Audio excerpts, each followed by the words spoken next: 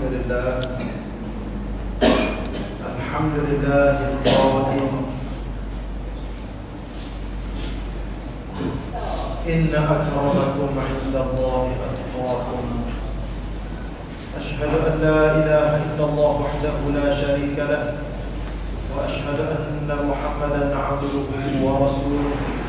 اللهم صل وسلم وبارك على نبينا محمد وعلى آله وصحبه أجمعين. أما بعد، فيا عباد الله اتقوا الله وأوصيكم وإياي بتقوى الله، فقد فاز المتقون. قال الله سبحانه وتعالى في كتابه الكريم: أعوذ بالله من الشيطان الرجيم. يا أيها الذين آمنوا اتقوا الله حق تقاته ولا تموتن إلا وأنتم مسلمون. وقال عز وجل: وتزودوا فإن خير الزاد التقوى واتقون يا أولي الألباب.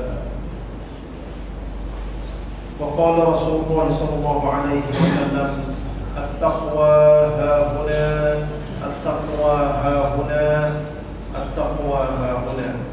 ويشير إلى صدره 3 مرات: بحسب امرئ من الشر أن يحقر أخاه المسلم.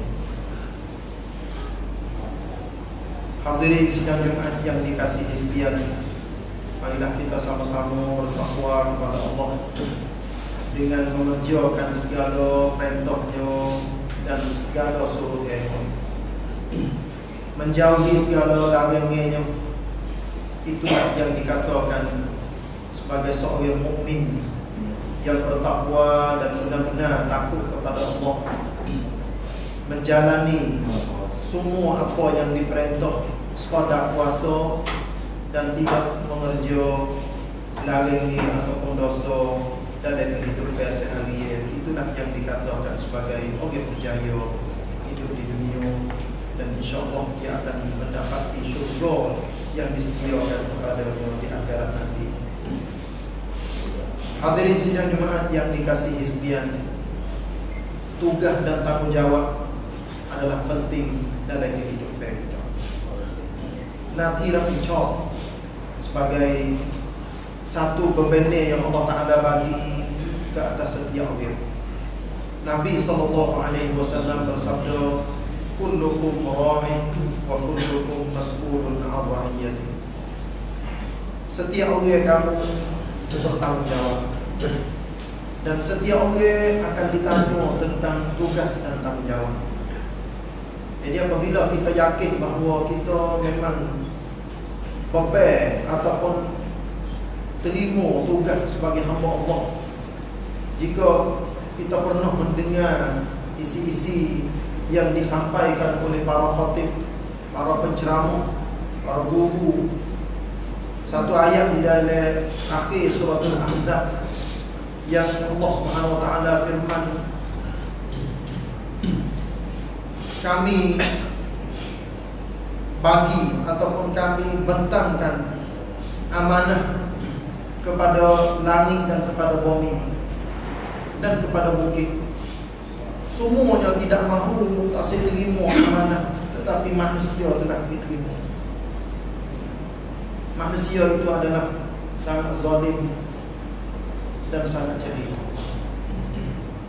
Para ulama ahli mufassirin menceritakan bahawa amanah yang kita terima iaitu amanah agama, amanah Islam, amanah iman, dan amanah untuk membawa kehidupan kita menuju ke jalan yang sebenar dari dunia sampai ke akhirat.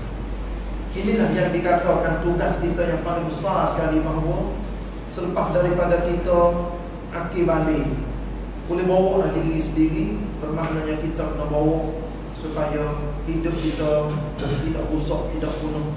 Apatah lagi hidup kita kena berada di dalam lingkungan agama. Ikhwah yang dikasihi sekalian, apabila kita sebut amanah, memang ia tak lepas daripada kita kena hidup bersama. Kita bukan bawa diri kita hanya seorang supaya selamat, bahkan kita kena pakak-pakak bawa, kena pakak bawa masyarakat, pakak nasihat, pakat royak, pakat bentuk, pakat ajar, dan pakat-pakat nasihat supaya buat kebaikan, tinggal lagi, tinggal perkara yang dilarang. Nabi SAW misal dia ada satu hadisnya, manusia ni serupa dengan orang duduk di atas kapal. Kapal solar yang sedang berlayar di tengah-tengah laut. Kapal tu ada dua lapis. Ada orang duduk di bawah dan ada orang duduk sebelah atas. Bila orang duduk sebelah bawah ni, dia rasa deki dengan sebab dia tak boleh tengok kiutan ataupun pandai-pandai yang orang-orang duduk di atas boleh tengok belakang, tengok laut yang sangat luas, tengok awal, tengok ikan dan sebagainya. Orang duduk di bawah hanya boleh tengok benda-benda hanya sekadar-sekadar yang boleh tengok. Tidak ada pintu, tidak ada jendela untuk dia tengok. Maka orang di bawah banyak katanya, dengan sebab kita rasa tak puas hati dengan orang di atas, kita pakai tembok lah kapal sana supaya orang di atas lemah mati. Nabi tanya pada akhir hadis katanya, kalau sekiranya orang di bawah tembok kapal sana, Nabi tanya katanya, orang di bawah ataupun orang di atas saja kau akan lemah, akan tergelam. Memang semuanya pakat tergelam kata. Dengan sebab seorang ataupun dua orang pakat dibuat kapal menjadi temu ataupun ada dan lebih, maka semuanya akan hancur, semuanya akan lemah. Inilah bandingnya yang Nabi cerita kepada kita bahawa setiap orang tu kena jadi pulpen, kena jadi serupa dengan sarang labor. Banding mudah-mudahnya apabila putus mana-mana orang sarang labor saat ini, maka orang tengok tidak akan sempurnanya kedudukan masyarakat, kehidupan seorang Muslim ataupun masyarakat orang Islam. Kalau sekiranya pergi bunuh mana-mana bahagia, maka dia tidak akan sempurna.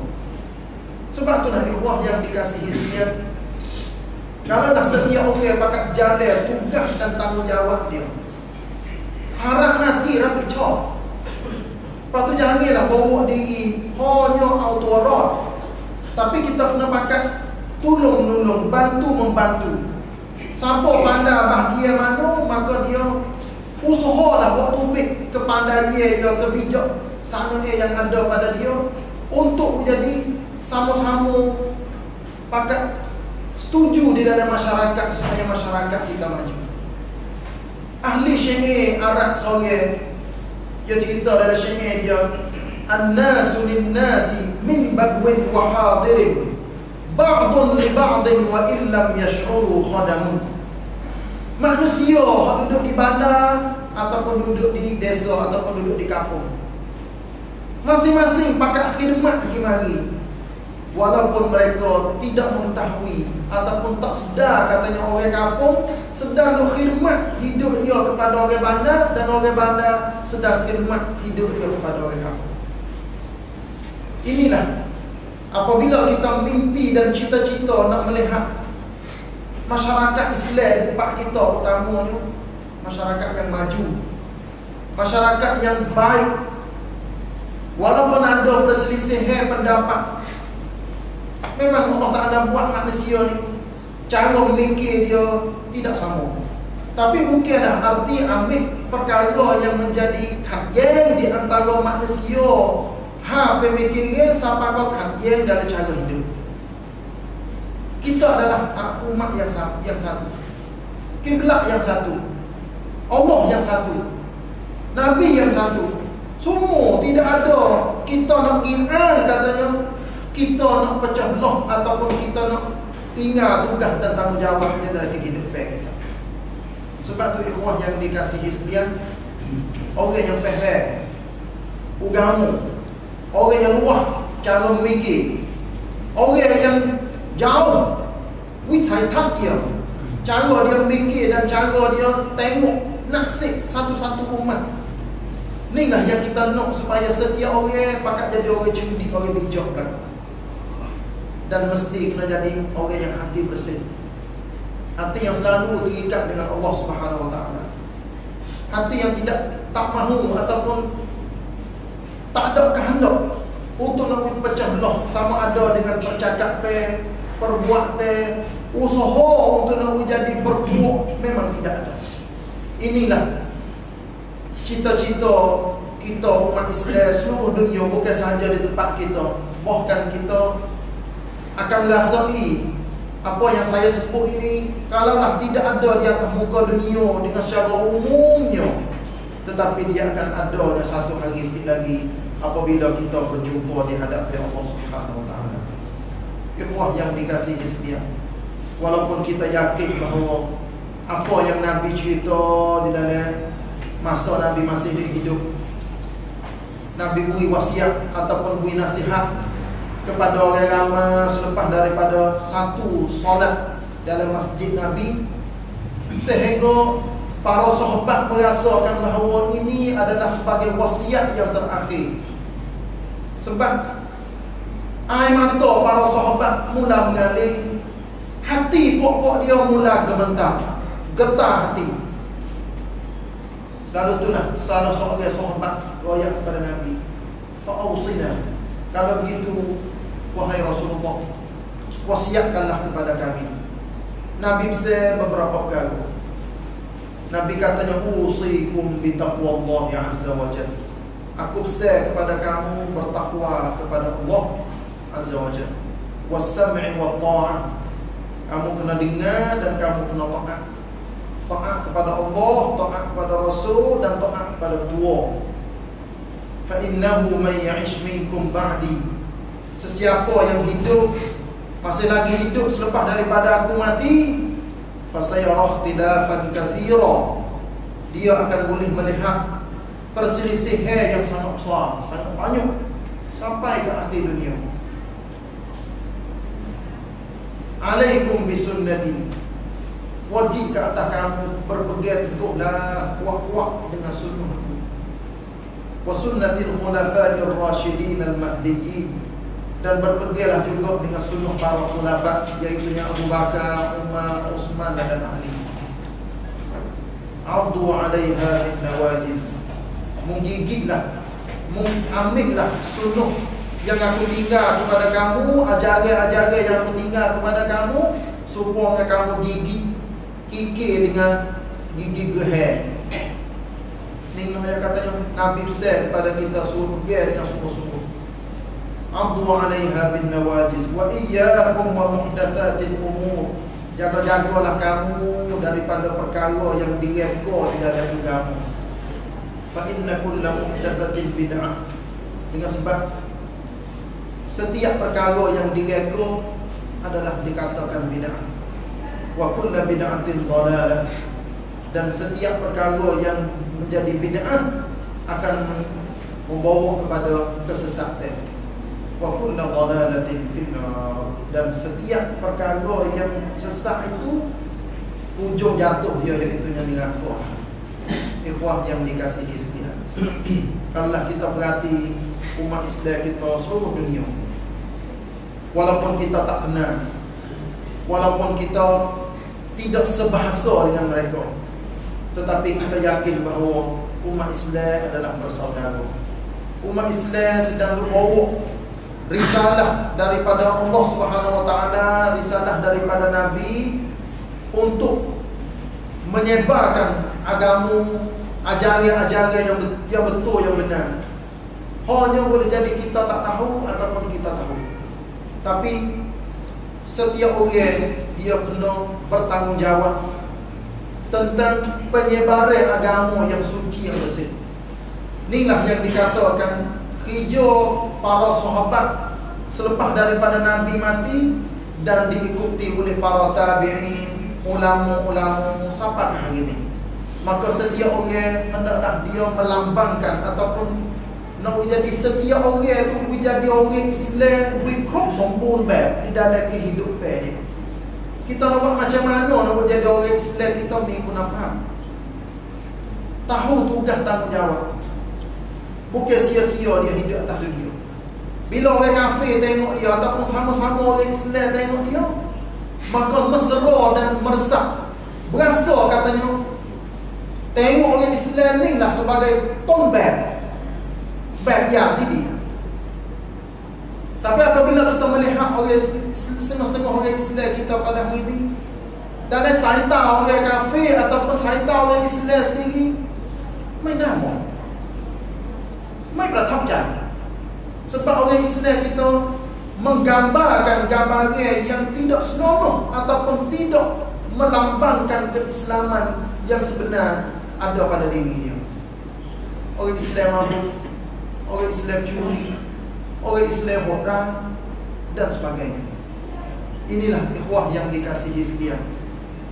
Apabila kita tengok gambaran para sahabat yang Allah Ta'ala wayak di dalam Quran, simahum fi wujuhihim min atharis sujud, lambang kelihatan orang-orang di zaman itu, Masya Allah, iaitunya adanya tanda di muka dengan sebab kesal daripada banyaknya sujud.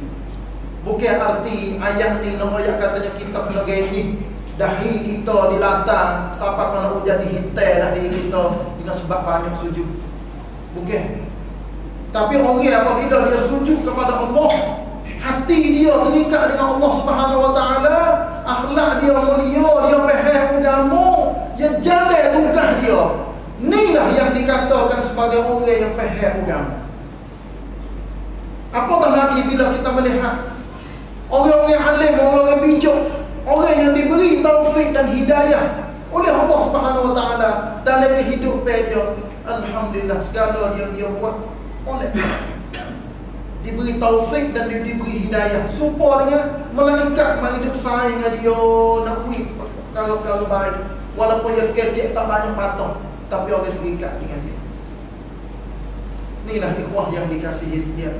Kalau kita tanya apa boleh para sahabat Allah Ta'ala beri kebaikan kepada pokok mereka, sebar agama sampai ke rata-rata tempat. Nabi mati tak sampai 100 tahun, Islam sudah pun sampai di negeri Cina. Dengan bahasa apa dia kecil? Cuma kita cintakan katanya dengan bahasa yang pokok dia kecil. Memang orang negeri Cina tak faham, tapi dengan akhlak, dengan muamalah, dengan tugas dan tanggungjawab yang dia rasa katanya dia mesti sampaikan Islam walaupun sepatut kepada telinga manusia. Cuba kita gambar sekali lagi di bombing kita. Kita yang belum pada Islam sampai di tempat kita, orang di tempat kita walaupun kecil dengan bahasa apa sekalipun, beragama Hindu dan beragama Buddha, penuh dengan tokoh-tokoh. Pakat yang belakang, pakat terima dalam sejarah katanya bombing tempat kita dipenuhi dengan berhala, dengan puaka-puaka. Sebab itulah amalan kepercayaan setengah-setengah orang Islam kita sampai ke hari ini masih ada lagi daripada tok nenek zaman dulu. Walaupun Islam mari bertapak di sini melalui seorang saudagar ataupun seorang orang belayar untuk mari nego di sini, walaupun dia tak pandai dengan bahasa tani, tapi alhamdulillah supaya dengan dia mari bui benih kepada bombing fatani, bombing tani kita ni, orang terima Islam, pakat terima sedikit demi sedikit sampai kita boleh tengok pada hari ini. Satu hak kunjai yang kita mesti syukur kepada Allah Ta'ala, kita dilahir dalam keadaan kita beragama Islam. Kita tak ada masuk Islam dah. Sebab dengan otomatik kita dilahir, ditakdir oleh Allah Ta'ala hidup di zaman sekarang ni, duduk tenggelam orang Islam. Sama ada kita nak kecek bahasa Melayu, kecek bahasa Siam, tak ada kekira. Tapi kita mesti bawa hidup kita sebagai bawa mesej daripada Allah Subhanahu Wa Taala, daripada Nabi, bawa dah diri kita, keluarga kita dan masyarakat kita ke jalan yang benar. Kita terima kasih kepada semua ikhwah-ikhwah kita yang bertumpus lumus nampak cincang lek cincai untuk nak sebar kebenaran, sama ada melalui TV, melalui radio, melalui pengajar di masjid, buka pondok, buka sekolah dan sebagainya. Alhamdulillah. Tapi kita nak lagi, iaitunya masyarakat yang maju, masyarakat makmur, orang jadi juru, orang baik. Ingatlah satu ayat yang Allah Subhanahu Wa Taala firman, baldatun thayyibatun wa rabbun ghafur. Ini yang kita nak. iaitunya bumi permai ataupun bumi yang baik, bermaknanya orang duduk di atas muka bumi itu terdiri daripada orang-orang yang jujur, orang yang baik. Wa Rabbun Ghafur, dan Allah amat mengampun kesalahan mereka. Kalau silap sikit sebanyak, insya-Allah Allah tak adakan apa.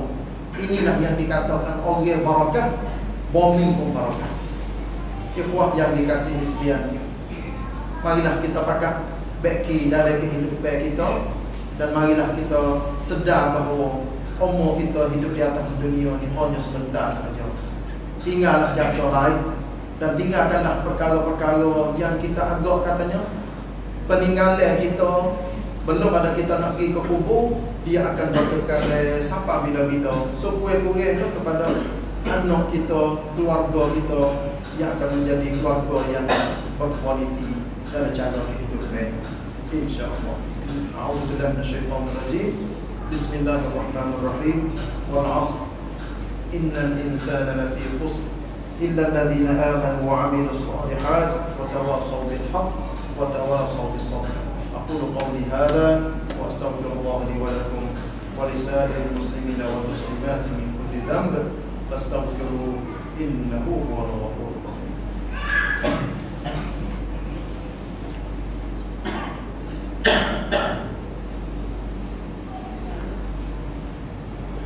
Alhamdulillah, alhamdulillah hamdan katsiran kama amara.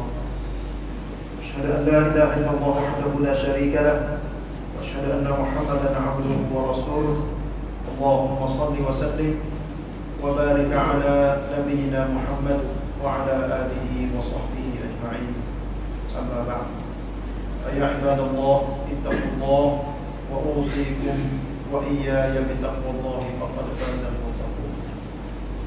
Di khutbah yang kedua, sebagai peringatan kepada saya dan ikhwan sidang hadirin Jumaat yang dikasihi sekalian, satu hadis Nabi pandang-pandang yang Nabi cerita, man akala tayyiban wa amila bi sunnatin wa amina an-nasu bawa'iqahu dakhala al-jannah.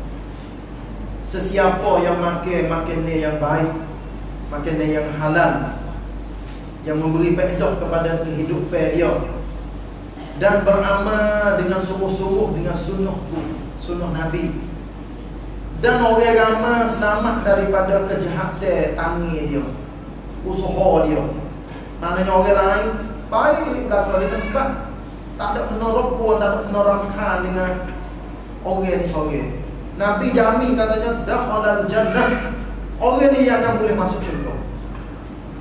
Seorang sahabat tanya, wahai Rasulullah, wa inna fin nasi al-yawma lakathirun. Sahabat Nabi apabila dia tengok sahabat, para sahabat di zaman itu, dia katanya, wahai Rasulullah, pada hari ini ramanya kita boleh puncai tengok pokok sahabat jadi orang jujur, jadi orang baik, yang berasal daripada agama, tak tahu agama gapo semua sahabat, tapi daripada hidayah Allah Ta'ala melalui usaha Nabi dengan dakwah doa-ayat, kok dia masuk Islam jadi orang jujur. Sampai kalau dia wayak kepada Nabi, hari ni banyak orang jujur, orang baik. Nabi pun wayak pula. Nabi katanya akan adanya di selepas daripada aku mati, akan adanya fil quruni ba'di. Nabi katanya akan adanya orang-orang yang baik beberapa korun, beberapa ratus-ratus tahun selepas daripada aku mati. Inilah sebagai satu hak puncak, kalau sekiranya kita boleh masuk dalam hadis ni, makan makanan yang baik, amal dengan sunnah, kita tak ada buat menjadi sangkom panpuan, sangkom puluh, bahkan kita bina kebaikan. Nabi jamin dakhalal jannah. Maka apa kalau kita tanya, katanya tujuan kita hidup atas muka dunia ni, kita nak pergi mana? Memang sejarah seorang manusia, kalau sekiranya dia mati, orang tulis dengan rekah-rekah, kadang-kadang dua balik. Lahir mana, buat gapo, tak menang gapo, mati mana. Cakap tu ke? Tu seorang manusia. Tapi tujuan asas setiap orang Dia nak selamat di dunia, selamat dalam kubur, dan selamatnya di akhirat, iaitu dia boleh duduk di dalam syurga. Kaki dia dua-dua boleh jejak pintu syurga. Itulah yang dikatakan sebagai orang yang berjaya dalam kehidupan. Sebab tu ikhwah yang dikasihi sekalian, เป้าหมาย kita, จุดหมายปลายทาง kita iaitu syurga. Macam manakah kita nak jalan menuju ke syurga? Allah Ta'ala tanya kita dalam Quran, fa aina tadhhabun? Kamu nak pergi ke mana? Kita setiap orang-orang Islam kena pakai jawab, kami nak pergi ke syurga. Sebab jawab orang Islam paling betul sekali, iaitu syurga sebagai balasan yang kekal abadi bagi setiap orang. Tapi belum tentu lagi kita nak pergi ke syurga mengikut cita-cita kita, nak pergi sampai ke pintu syurga. Inilah yang menjadi soalan yang mesti kita kena tanya semua dalam kehidupan kita. Saya tinggal dengan perkara ni lah. Marilah kita pakat fikir, pakat usaha dan pakat amal, dan pakat berpegang teguh dengan agama. InsyaAllah kita akan berjaya dunia dan akhirat, dan Allah Ta'ala akan memasukkan kita di dalam syurga. Amin ya rabbal alamin. Inna Allah wa malaikatahu yusalluna 'alan nabi ya ayyuhalladzina amanu sallu 'alaihi wa sallimu taslima. Allahumma salli wa sallim wa barik 'ala nabiyyina Muhammad wa 'ala alihi wa sahbihi ajma'in. Allahumma ighfir lil muslimina wal muslimat wal mu'minina wal mu'minat al ahya'i minhum wal amwat. اللهم أعز الإسلام والمسلمين وأذل الشرك والمشركين ودمر أعداء الدين وأهلك الكفرة والملحدين يا رب العالمين. ربنا عليك توكلنا وإليك أنبنا وإليك المصير. اللهم اغفر لنا ولإخواننا الذين سبقونا بالإيمان ولا تجعل في قلوبنا غلا للذين آمنوا ربنا إنك رؤوف رحيم. ربنا آتنا في الدنيا حسنة وفي الآخرة حسنة وقنا عذاب النار. عباد الله إن الله يأمر بالعدل والإحسان وإيتاء ذي القربى وينهى عن الفحشاء والمنكر والبغي يعظكم لعلكم تذكرون ولذكر الله أكبر والله يعلم ما تصنعون.